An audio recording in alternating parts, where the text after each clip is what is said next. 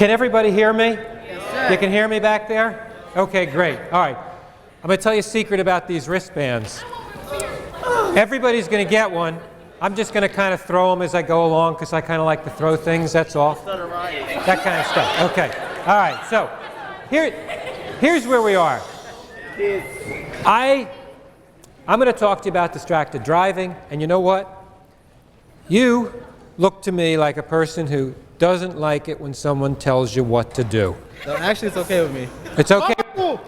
Okay, all right. Most people, unlike this nice young man, most people don't like to be told what to do, so I'm not going to tell you what to do. I'm not going to tell you don't drive distracted. I'm not going to tell you you shouldn't text. You have to make up your own minds. I hope that you don't, but you have to make up your own minds. I'm also going to talk to you a little bit about why I stopped driving distracted, because I used to drive distracted all the time, and it's because someone that I care about very much was killed. And I'll talk to you a little bit about that as we go along. So I'm not going to tell you what to do. I'll tell you why I changed the way I drive, and I'm also going to tell you that I hear this all over the country when I talk. I hear teens are distracted drivers, teens are texting, they're terrible, they're terrible. You know what? Maybe some of you are, but your moms and dads are doing it too. Adults are doing it. When you guys are in school, there's so much distracted driving going on. So what I'm going to do is we're going to talk about this. It's not teens against parents. It's not older people against young people. It's everybody. Everybody drives distracted, but everybody can drive safer. And I'm hoping that after we talk, you'll want to make some changes if you are driving, and if you're not driving, when you do start to drive, you'll want to make some changes in terms of how you drive. Okay? Fair enough? All right, let's go to the next one. What is distracted driving? Okay. Anybody, just raise your hand. Anybody want to give me an example of distracted driving? Yes. Texting, yes. What else do we have? Messing with the radio. Messing with the radio. Yes, somebody over here wants to say something. What is it? In the car. Okay, what is it? I'm sorry? Arguing in the car, yes. Eating in the car, that's a big one. Drinking, yes, drinking's a good one. Okay. What about over here? Getting undressed in the car, okay. Doing your makeup. Doing your makeup. Lighting a cigarette. Okay. Yes. All of these are great examples. Let's stay with me. Stay with me. I like to have fun doing this, but we gotta move along. All right, all of these are great examples, really, really great examples.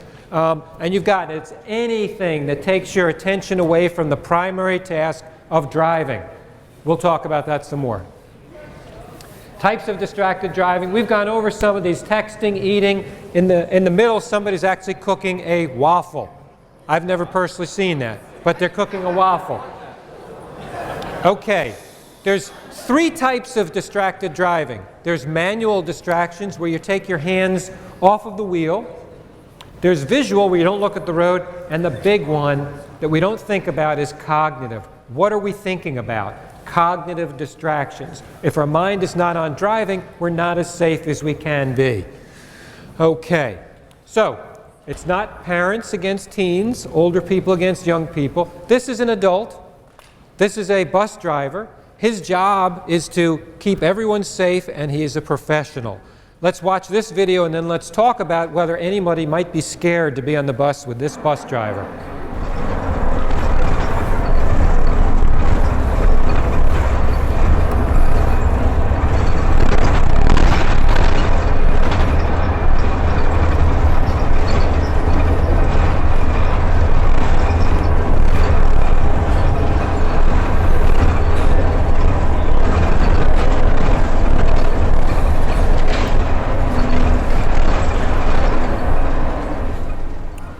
All right, so you guys up here with a wristband as a reward, what did you say?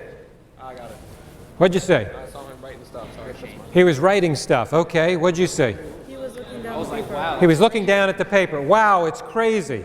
Okay, would anybody be nervous to be on the bus with him? Okay, we all would be. So, here's where we are. It's not just old people, it's not young people, it's not just parents, it's not just teens, and We all can be scared. I've been scared because I've been driven by distracted drivers, and that's what we all have in common. So we're all in this together, each and every one of us.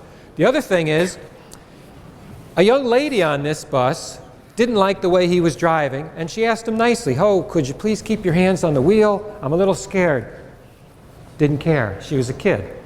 Didn't care, just ignored her. So, talk about power. Take out your iPhone, take a video, this video, you send it on to his boss, guess what happens? He gets fired. Got fired, yeah. So that's power. Doing the right thing, speaking up, asking for someone to make a difference, to make a change, and he didn't. She got him fired. That's power. And I'm going to talk about that. Power. You guys have so much power. You've got the power to drive safer. You've got the power to protect your passenger. You've got the power as a passenger. You've got the power to sit there and have a shared responsibility so you get there safer. You also have power over your parents. We're going to talk about your parents. We're not just talking about us and the way I drove distracted, maybe the way you drive distracted. We're going to talk about your moms and dads because they drive distracted and they're not being good role models. So you probably didn't think I was going to talk about your mom and dad, did you? I thought of it. Okay, good, good. All right, so I've driven distracted, and let's go to the next one. Your parents. Well, I drove distracted with my kids in the car. So if I asked you guys up here, you guys have brothers and sisters? Yes. Okay, so if I said to your moms and dads, who are the most important people in the world to you, what would your mom and dad say? You. You guys, exactly. Is that about right? Your moms and dads thinks you're the most important people in the world to them? Yeah. I did too, my kids. But I drove distracted with them in the car. I put them in the front seat of the car, the most dangerous seat in the car, and I drove distracted. I took chances with my kids in the car. That doesn't make any sense. And your parents do it as well. Let me just show you quickly, let me show you a picture of my daughter Casey, because the reason I don't drive distracted anymore is because Casey was killed by a distracted driver. I'm going to show you a picture of Casey. She was killed in Ocean City. She had a job on the boardwalk at Bob's Grill. It was broad daylight. She was walking across the street right in a crosswalk, and a driver who was distracted went through a couple of stop signs and hit her. Let me show you a picture of Casey. And up here operating the PowerPoint is my wife Diane. So Diane and I, we lost our daughter Casey. This was taken when she was just about to go away to school in Fordham, and this is why I give these talks. I give these talks, and a lot of people say to me, "Oh, you give these talks so parents won't go through what you went through." Sort of true, but I give these talks so each and every one of you can live a full life, which Casey can't. So it's more important to me to give these talks for you than for the parents who might lose you. I mean, I'd be terrible too, but I would do this so you guys can maybe make some better choices, safe choices, again, not just for yourself as a passenger, and also for mom and dad, because mom and dad are going to learn from you guys, and mom and dad are going to change the way they drive if we all work on this together.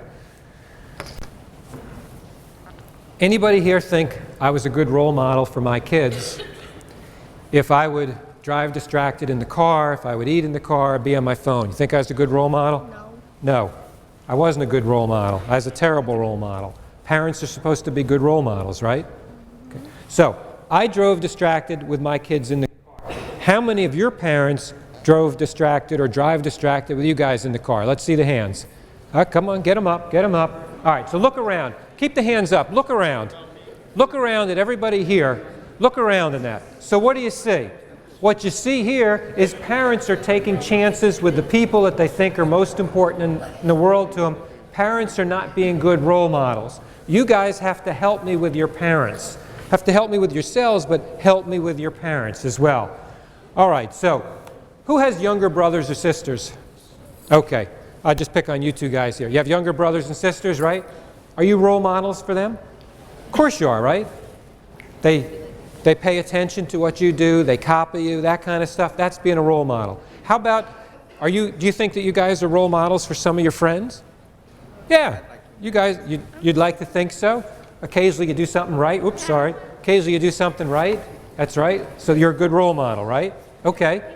All right, so we are role models. What you maybe don't think about is you can also be role models for mom and dad.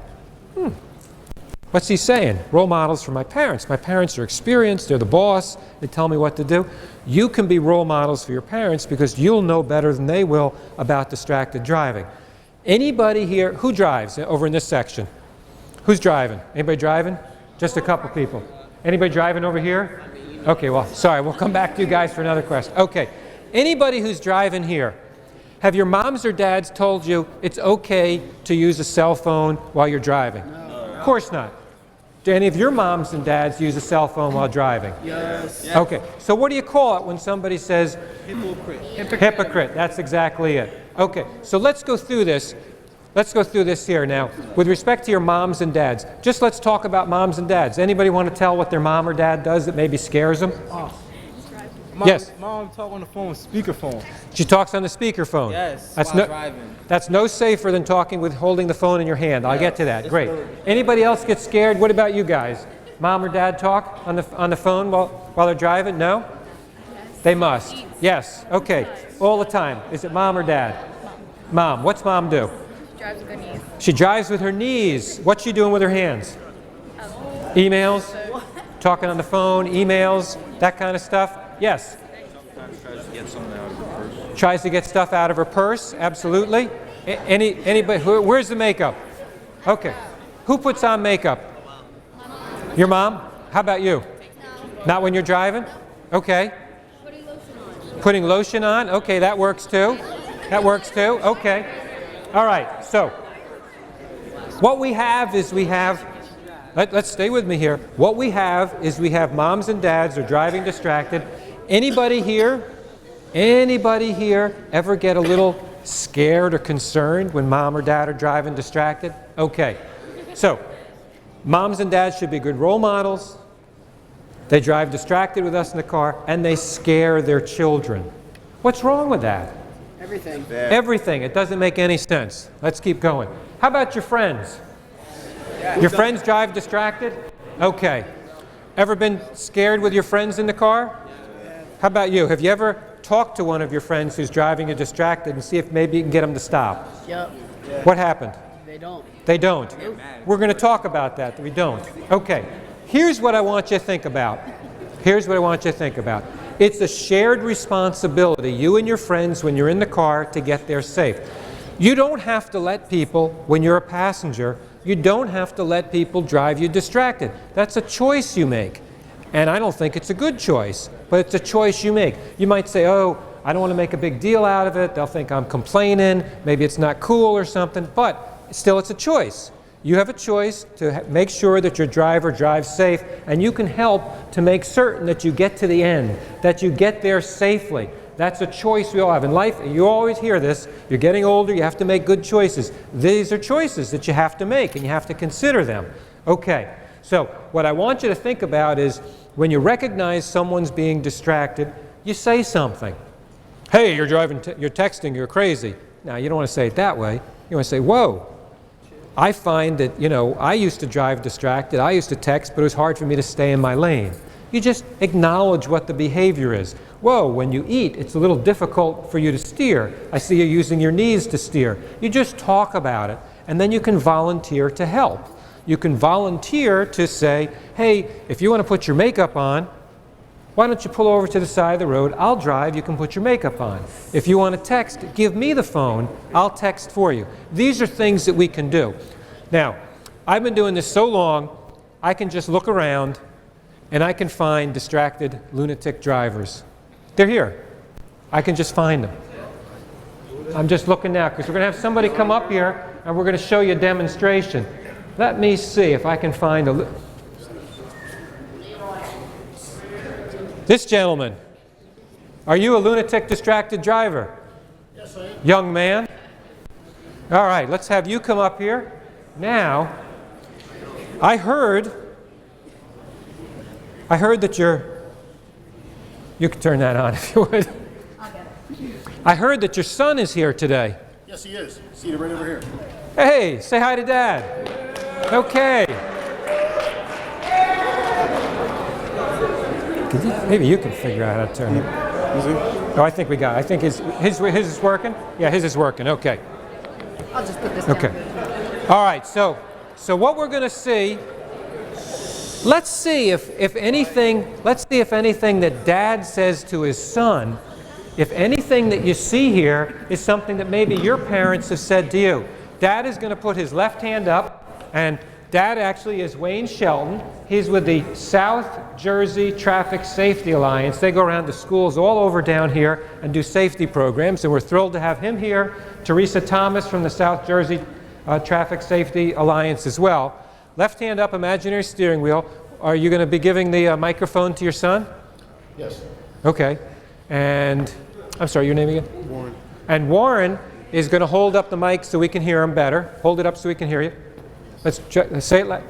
Yes. Yes, okay. Now when Dad says something, try if you can to have the microphone pick up what Dad's saying. All right, you're off. It's a good game tonight, Warren. Thank you. Although, you take too many shots. Coach talked to you about that? No, he did. Where do you want to go for dinner? It doesn't matter to me. Let me text your mom. See what kind of plan she has. I don't think you should be texting while you're driving. Hey, Warren, I've been driving for 35 years, buddy. I know what I'm doing. You sound like a hypocrite. You always told me when I get my license, don't text and drive. You got to understand I'm different than you.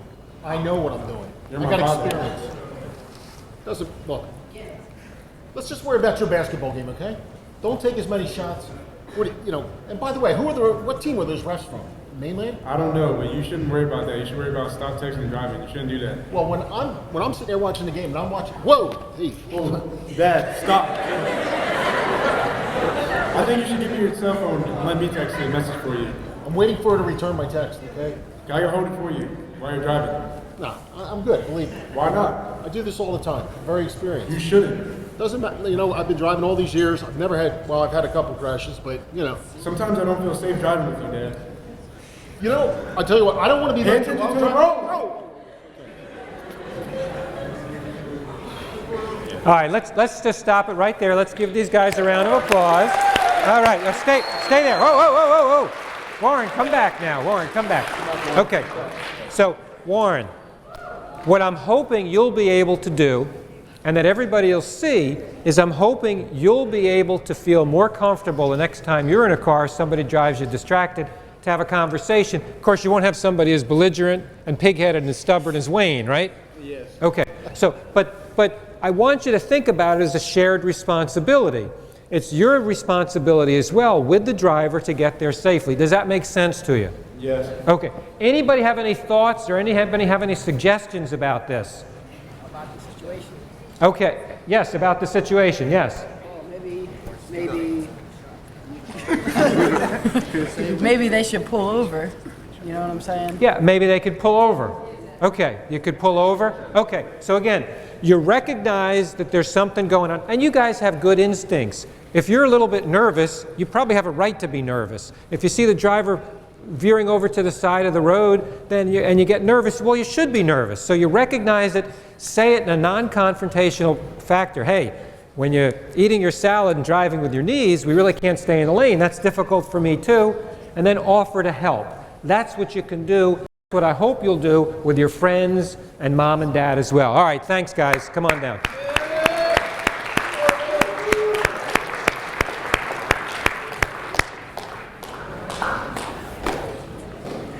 Do we have any drivers, young ladies here who want to admit that they put on makeup while they're driving? Anybody? Anybody? Yes. Okay, I appreciate that. Okay. So, what is it, like mascara or eyeliner, lip gloss? So how do you do it? Do you, like, as you're driving, you kind of look in the mirror and then? Okay. When was the last time you did that? This morning? Yeah. So you're coming to school? Okay. So can I ask you tomorrow morning, just take a couple extra minutes and do it before you leave? Could I ask you to do that? Okay. That's what we want to do. We want to figure out ways that we can drive safer. Okay. Changing music. Anybody ever change music and take their eyes off the road and see, whoa, you're veering over to the side? I do. Yes, that's happened? Yes, that's happened? Him? Okay, that's happened as well, right? Okay. So, how can give me an idea. You guys understand this stuff better than I do. How can you make it safer if you want to change music? Or can you? No. You can't. Listen to the radio instead. Listen to the radio. What about if you just put like one CD in or something like that and you just leave it? CDs exist. Okay, all right. All right. Next one. Who here has texted while they've been driving? Okay, so a lot of you guys have texted while you're driving. Do you think that texting when you drive is dangerous? Yeah. Okay, but you do it anyway, right? Do you do it because you see other people do it? No. Why do you do it? Because you think you can get away with it and nothing will happen. Okay, so in doing these talks all around the country, I meet not only people like us who've lost, in our case, our daughter.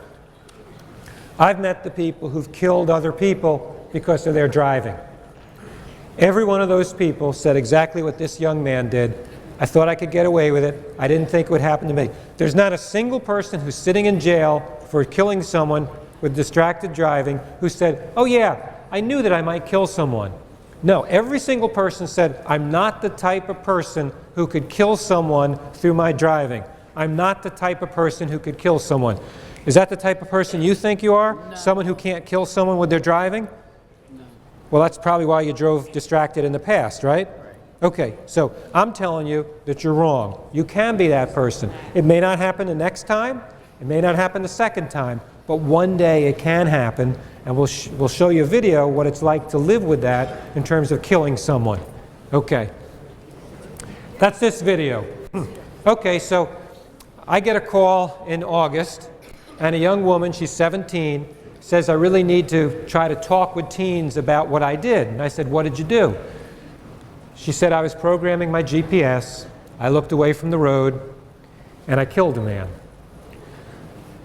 She was programming her GPS, she slammed into this truck parked on the side of the road, she got out, and she walked around to see if there was a driver seated inside, and then she saw that the man wasn't seated inside. He'd been standing next to the truck, and he'd been hit, and he's now laying on the road, the shoulder of the road. So she hasn't been the same since. We have any 17-year-old drivers here? Okay, so that's how old she was when this occurred.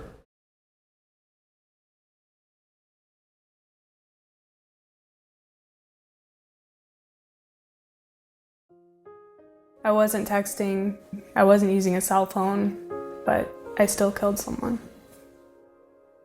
I was 17, prom was coming up, I was ready to leave high school, I was excited about the summer and going off to college. My mom and dad were both teachers, and they met at an elementary school where they were teaching. People would describe him as a gentle person.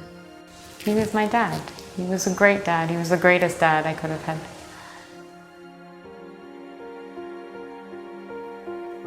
I was on my way back from my clarinet lesson. I was hungry, so I was looking at my GPS. All throughout high school, he was there for me every step of the way. He coached me in sports. He was there for every single one of my games. My car drifted into the breakdown lane on the side of the highway, and I hit a man and I killed him. I'm responsible.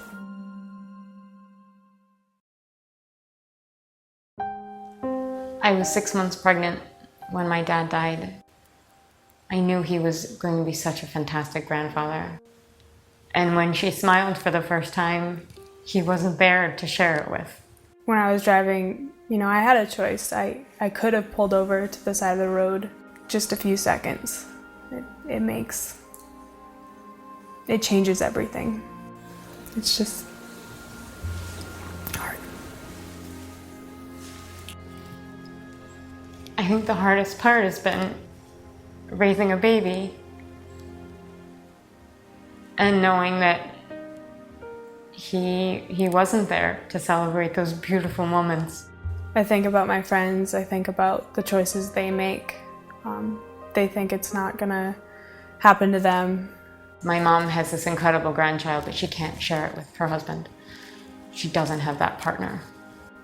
Learning that he had a family, that he had a daughter that was about to have his first grandchild, that he was about to be a grandfather, and I took that away from them.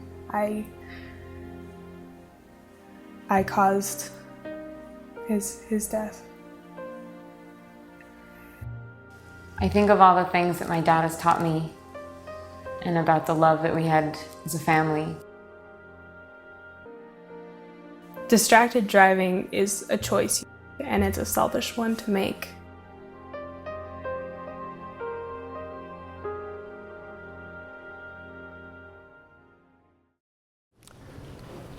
All right, so that's a sad video.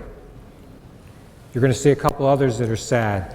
I don't want you to be bummed out and say, oh my God, these are sad videos, what do I do? I want you to look at it and say, these are sad videos, there is something I can do. These are sad, but it's all preventable. My daughter would be alive if this gentleman had pulled over to the side of the road and done what he needed to do.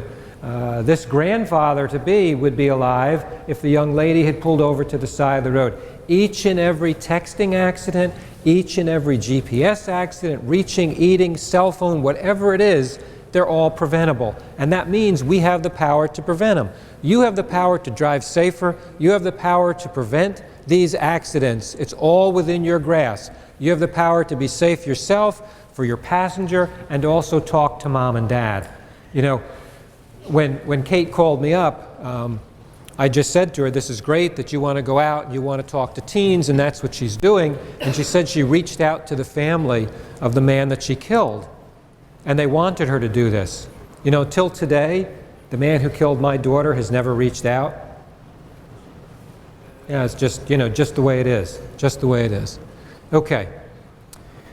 All right, so let me just see. Do we have... All right, you two guys are up here. Do you know each other? Do you text? I'm not talking about driving. Do you just text a lot? Okay, you like to text back and forth, know what's going on all the time, right? That kind of stuff. Does she annoy you when she doesn't answer your text right away? Get a little annoyed? Yeah. Yeah, you get annoyed when she doesn't answer your text? Yeah. How many of you get annoyed when your friend doesn't answer your text right away? Okay. You get annoyed, okay. All right, so we get annoyed. So, if you're driving and you want to be safe, you may not be able to answer that text. So, are you going to go around being annoyed? What would happen if you got an app, and when the app comes, you know, when someone texts you, the response automatic is, I'm driving, I won't respond to your text until I'm a safe driver. That'd be okay with you? Would you be upset with your friend for doing that? How about you? Yes? Wouldn't be? What? What? He's driving, you should respond. When you're driving, you shouldn't respond. That's right. But you're going to be tempted. Each and every one of you, I guarantee it, you could watch this, you could think these are sad videos, you could feel badly that my daughter was killed, but you're going to be tempted to use your cell phone, you're going to be tempted to eat. So you have to think about it. It's even tempting for me today.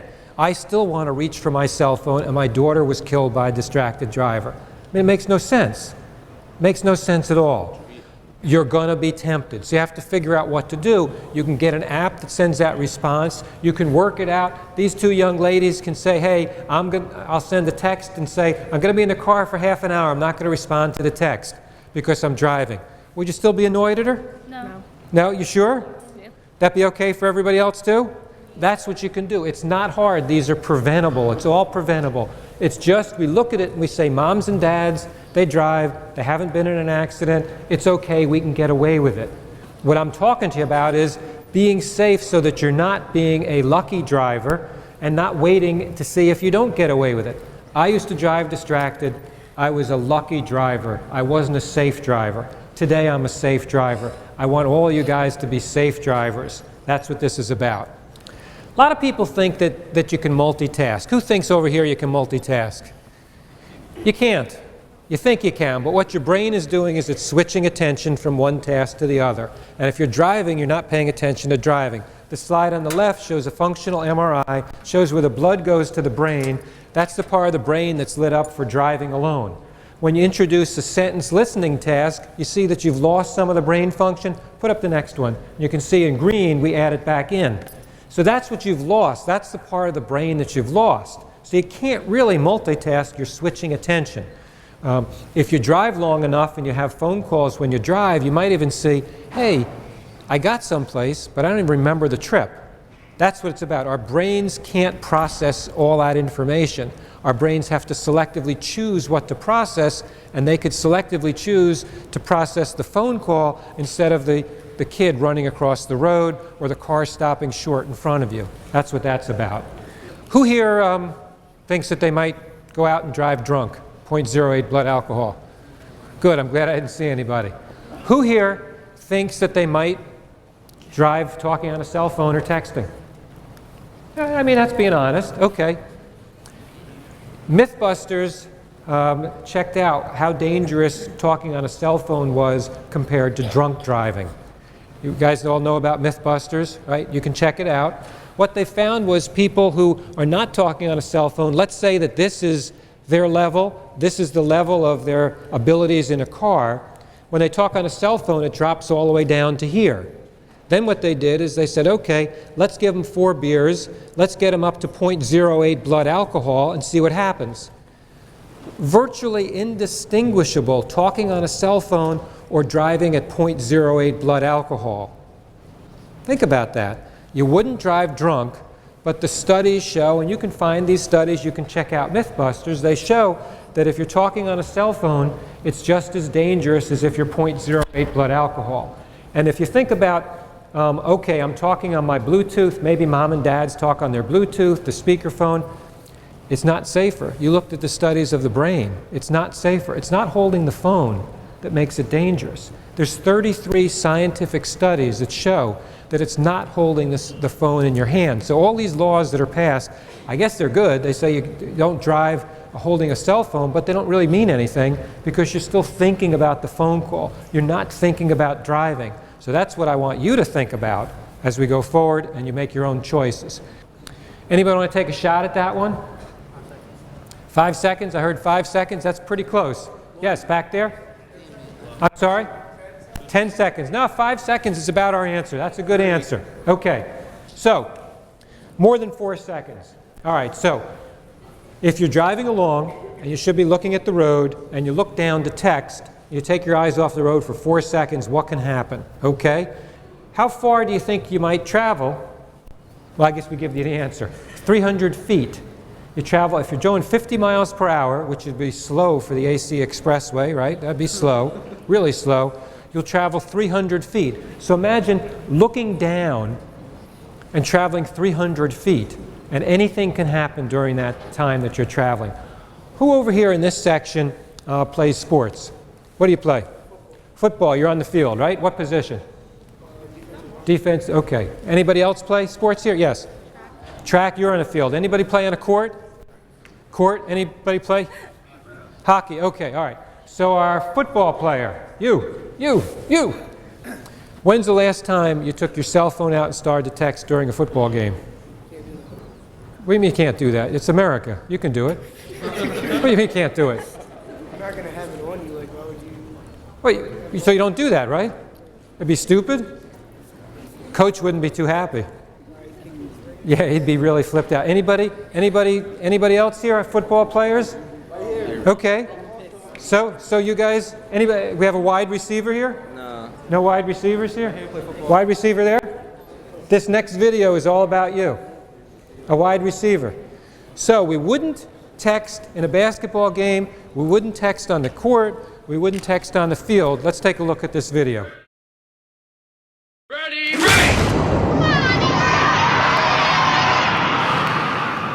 Say hi!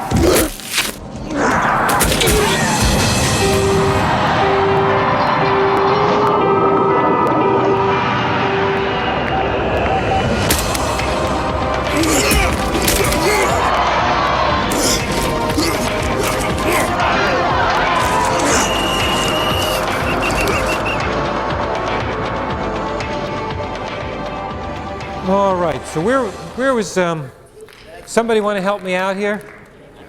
Why did I play that? What am I trying to show? Yes? I'm sorry, yeah. What is that? You shouldn't text anyone. You shouldn't text anywhere. All right, so I want you to do a balancing now. Okay, this is a cost-benefit risk analysis. We do this all the times in our lives. I'm a lawyer, but I'm also getting my master's in counseling, so I do therapy with people. This is one of our techniques. What are the risks? What are the pros, the cons? What are the benefits? Okay, so you take your cell phone. You wouldn't text on the football field. You wouldn't text in the court. Something would happen. You could miss a play. Okay, but you would text or use your cell phone while you're driving a car. What's potentially more dangerous? Okay, so the next time you want to reach for that cell phone, any of you athletes, think about it in terms of that you wouldn't do it on the field, so you shouldn't do it in the car. All right, let's just play this one. Yeah.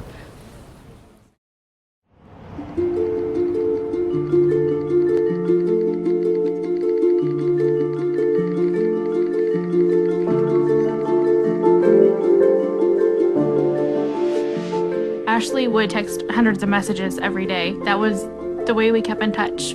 We would definitely text more than we talked. Mariah was a multitasker extraordinaire. She could text better than anyone I know. She could be having one conversation with me, completely focused, while having a text conversation with somebody else. When you do something 7,000 times a month, you tend to learn where those 26 letters are. We would be at school, at home, movies, bowling, driving. Not even looking at her phone. Just simple, insignificant, useless little whatever it may be. About anything and everything. Just a way to pass the time. It didn't matter where we were constantly texting.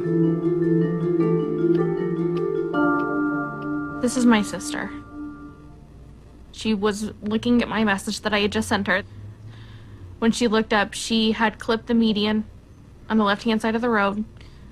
Her truck flipped, and as it was flipping, she was actually ejected through the driver's side door, and she landed in the ditch about 300 feet from her truck. People will tell you over and over again, it's not your fault. But knowing that you were the person that she was talking to when she was killed. Just knowing, having a highway patrol officer write in a report that a text message sent at 12:05 is the reason that she is dead is not something that will ever go away. If I could talk to her one last time, I would just say I'm sorry.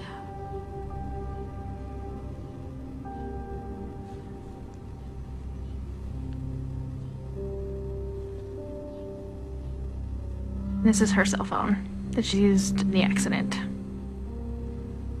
4 little letters. That's what killed her.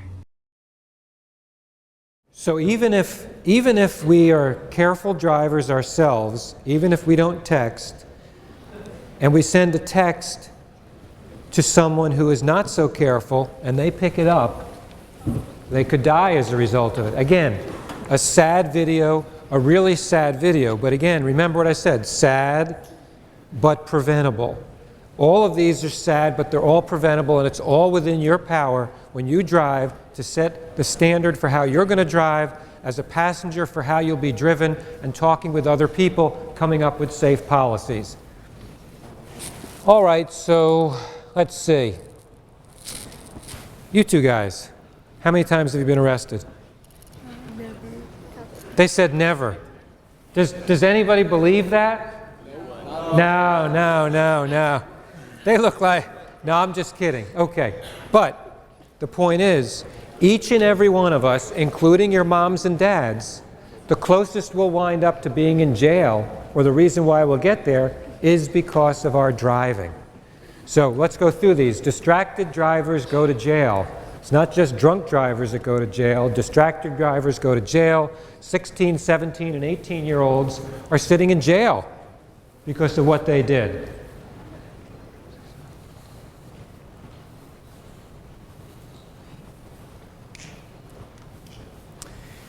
Okay. Cassie killed herself. She was texting. Joey was killed by a driver who was talking on a cell phone who went through a stop sign. Ashley killed herself. She was texting. Katie, she was killed by a 17-year-old who was texting. And that's what happens. You know, a 58-year-old man killed my daughter. 16, 17-year-olds are also killing people. And again, it's not to get you scared or bummed out. It's preventable. That's the message. It's all preventable. So when you have a daughter who's killed, and I guess I don't know how I'll ask you after this, but you want to try to do something because your life is turned upside down. Could you imagine, any of you guys, could you imagine what your moms and dads would be like if you guys were killed? So this is what we went through. Casey was killed in July of 2009. You're going to see a video about that, but I want you to pay attention to her friends, the change that they made, how they drove distracted before Casey was killed, and now they don't. I drove distracted before Casey was killed, now I don't. It shouldn't take you and you and you to lose someone to say, hey, I'm going to give up the cell phone, I'm not going to text. That's what this is about.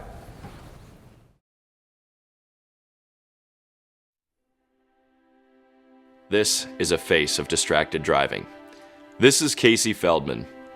Casey was a daughter, granddaughter, sister, niece, cousin, and friend. She was kind, caring, had a great sense of humor, lived life to its fullest, and was loved by many. She was so funny and so vibrant and so beautiful in every way. She was smart, she was intelligent, she had goals for herself, she was really grounded, and she was someone that you knew would grow up to be somebody special, somebody important to other people. Casey's life ended on July 17, 2009. She was struck and killed by a distracted driver while she was crossing the street in a crosswalk. He had taken his eyes off the road for just a few seconds. It was the first time that I ever lost somebody, a friend, and someone my age, and it made me realize that could have easily been me, that could have been my sister, it could have been anybody. Before Casey's accident, I drove distracted, and I would let people who were driving me be distracted. I know in high school, rushing around to activities, I'd be eating in the car and doing makeup in the car. I actually wrote a speech in the car once. I was changing the radio station while backing out of a parking spot, and I hit a utility pole. I would take my eyes off the road to do makeup, to text message, to use my phone. I think definitely as a teenager, when you're first driving, you do feel invincible, and driving can become a secondary task to whatever you're doing. You're basically operating a weapon. I think that people need to realize that they're operating something that has the power to change 1,000 lives. No matter what it is you're trying to do in the car, it's not worth it. When you're driving, it's not a secondary task, it is the only task you should be doing. We must learn from Casey's death that as young people, we are not invincible. And we learned that it just doesn't happen to other people. It happened to Casey, someone that we love and miss very much. I think of Casey lying on the roadway after her accident, and when the police officer asked her how it occurred, she said, "I want my mom," and I wasn't there to comfort her in those last moments. What will it take for us to change the way we drive? I've stopped having meals in the car. I put one CD in and I just don't change it. I make sure my purse is in the back seat now, my phone is in the back seat. If I'm driving, that's the only thing I'm doing. This is the picture I have in my car of Casey to remind me to keep my eyes and mind on the road. You could do the same with a picture of somebody that you love and care about.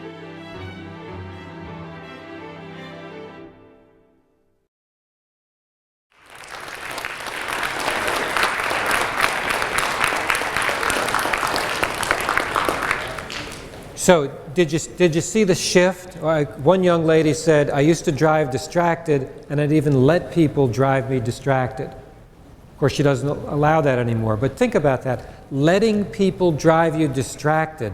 You don't have to do that. You don't have to do that, even if it's mom and dad. And it's not right for mom and dad to drive us distracted. And then my wife is angry. You heard her. What will it take for us to change the way that we drive? She's angry because it's so senseless. It's just a few seconds. They're all preventable.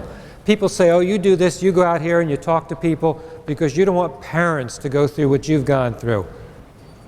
That's part of it. But I want each and every one of you to graduate high school. I want you to go on to college if you want to go to college. Live full lives, productive lives. If you want to get married, have a family. That's what I want for you, because Casey doesn't have that. That's what I want for you, and that's about the best I can do, because I can't bring her back. But that's why I do it. And again, just remember, it's all so senseless, but it's preventable. And you have the power to do that.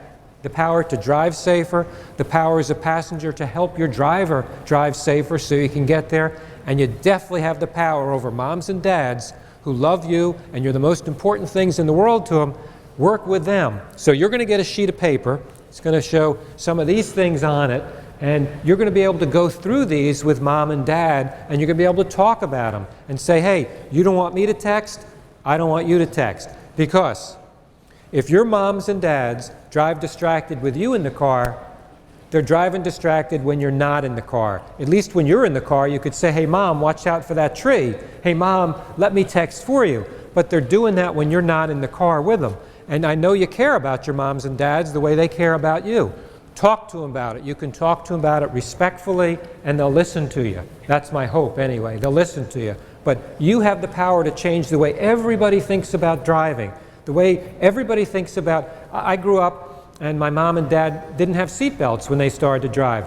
I learned to put a seatbelt on. So you can change the culture of driving. Thank you so much for being here. If you haven't gotten a bracelet, you can come up here and get bracelets.